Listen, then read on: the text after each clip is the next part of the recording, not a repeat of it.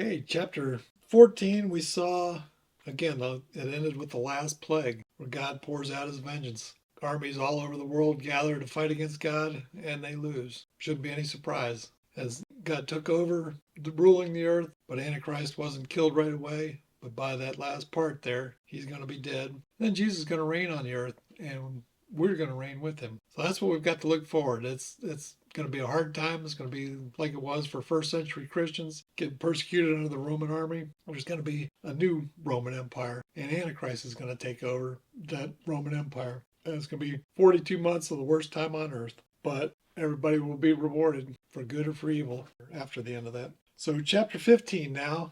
This is the fifth story that ends with that last plague.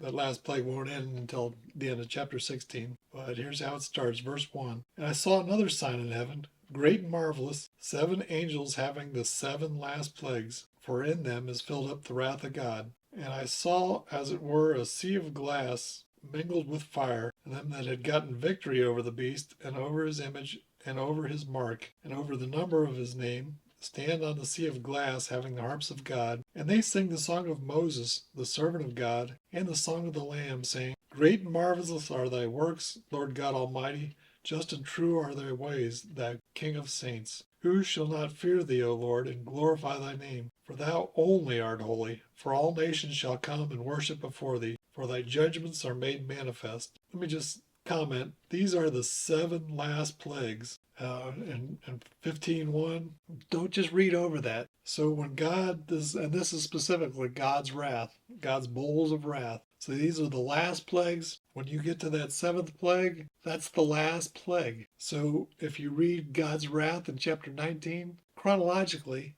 that cannot happen after this. This is the end of God's wrath. So however you seek to do your charts and things, it can't fit. If you've got a linear model where you say chapter 1 is first and chapter 2 is second and everything just happens sequentially, this right here, that's a failure for the linear model. It just doesn't work. So God's wrath ends with the 7th plague. Then we see those that didn't take the mark but are dead. They're up in heaven and they're singing. Again, they're singing their own song. They don't need these 24 elders to sing for them. And these are the same ones that were pictured that came out of the Great Tribulation in chapter 7. So 9 through 17. It's the same picture. You can see that on your chart. Story 5, story 2. Got these same people here. We see them singing.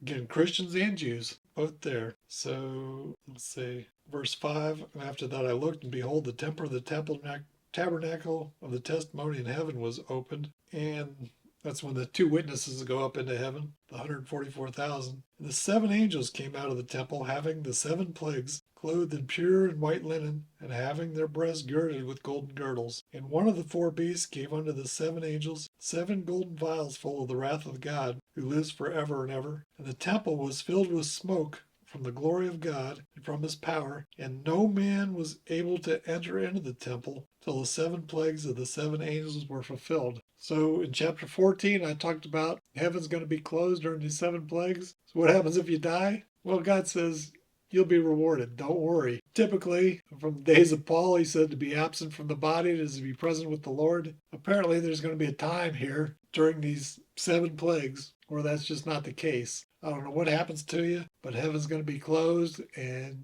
you can't get in during that period. But God is not forgetting you.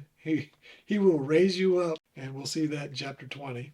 So chapter 16 starts the period of the 7 plagues.